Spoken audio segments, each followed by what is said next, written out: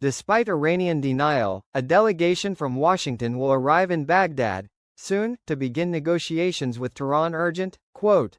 Former House of Representatives Rapporteur, Mohammed Othman al-Khalidi, revealed today, Friday, February 21, 2025, the imminent arrival of a high-ranking American delegation to begin the first steps of indirect negotiations with Iran.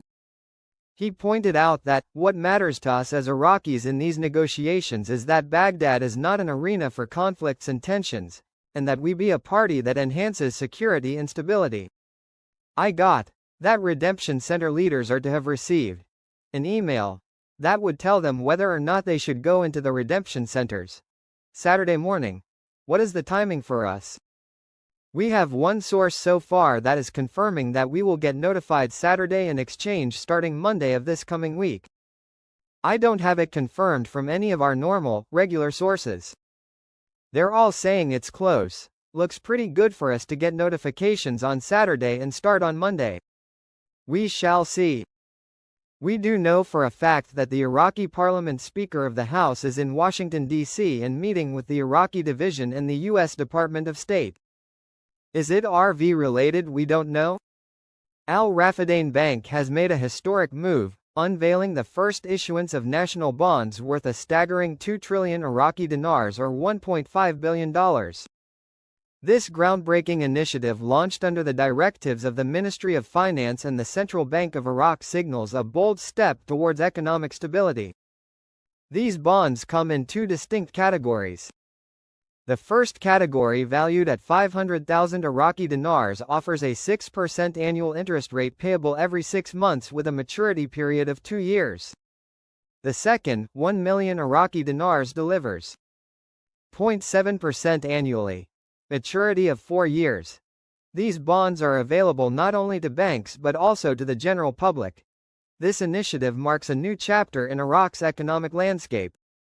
The first of its kind in the region and Iraq as a whole. Inauguration of an international financial and commercial center in Sulaymaniyah. Kurds leader Barzani just came on the TV. He said he is expecting the oil to resume flowing from Turkey next month, ending a 2-year drought. Things are moving very quickly. The CBI site is having many issues. Looks like it's going through a major upgrade. Are they getting ready for something? I have a very hard time believing they are so worried about counterfeiting of the new Iraqi dinar. De Leroux designs and creates the most sophisticated tamper-proof currency in the world. Counterfeiting is nearly impossible. The equipment needed to make a believable counterfeit dinar is astronomical if it could be obtained at all. These stories don't hold water. The parallel market parity story and the corruption story are equally illogical, if not ridiculous, and the counterfeiting story is absurd. How do you get any better than the best in the world? Just doesn't make sense. They are still stalling, and the reason seems to be the cross-border payment training. Member of Parliamentary Finance, the failure of the 2025 budget tables to reach Parliament is hindering the work of spending. Quote.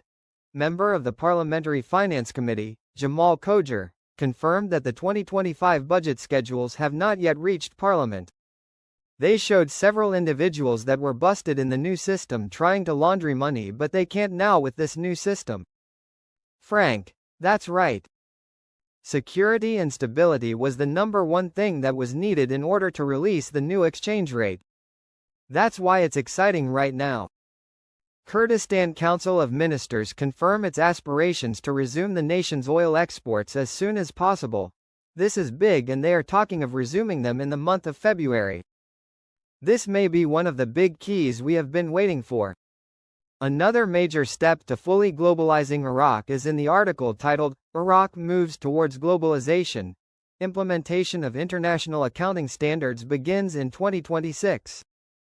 In my eyes, this is not going to trigger the RV, but is certainly a right step in the direction we want. Remember, the CBI told us that January is the most optimistic to revalue the dinar with any substantial change in value. Why? It is because of the accounting practices, and it is most convenient to begin a new fiscal year clean with a new rate. Remember, we may be already into February, but we know they just passed the amendment to the budget law, and so they have not yet even opened the 2025 budget. So there still can be a rate change coming. Trump and Sadani, that combination emo is unstoppable for your monetary reform. I dare them to try to stop this now because Trump is there now. Why do I say such a thing? Because both sides have a currency that needs help form each other. This mutual symbiotic relationship is going to be so powerful in the banking industry. Both the American dollar and the Iraqi dinar are about to rule. The Canadian newspaper, Hamilton Inspector, reported on Thursday that the police uncovered a large-scale criminal scheme and arrested 8 people involved in it, which included the theft and smuggling of hundreds of luxury cars from the city of Hamilton in Ontario province, many of which are suspected to have gone to Iraq and other countries. The Canadian report, translated by Shafaq News Agency, explained that hundreds of cars disappeared under the cover of darkness during the past year, from in front of the entrances of homes, as thieves succeeded in a complex operation, who belonged to a criminal network, and used advanced means to circumvent security systems and reprogram their operating keys. While some of these cars remained in Canada, their identification numbers were forged and sold in the local market. As for the other cars, according to the report, they were shipped in containers bound for Iraq, Ghana and the Emirates, noting that Hamilton police announced the dismantling of the criminal network after a year-long investigation, which led to the arrest of 8 people and dozens of charges against them, after this city recorded a record number of 1,612 thefts during the year 2024 alone. According to the report, the investigation was called Project Polar Bear and was conducted in cooperation between multiple security and insurance agencies. It noted that of the 235 stolen cars identified during the investigation, half of which belonged to Hamilton residents, police recovered 202 cars worth an estimated $15 million. The report quoted a police spokesman as saying that the criminal network was sophisticated, as it used sites to collect and sort cars in the Greater Toronto Area and Hamilton, in addition to loading them into containers, changing their identification numbers, or dismantling them for parts.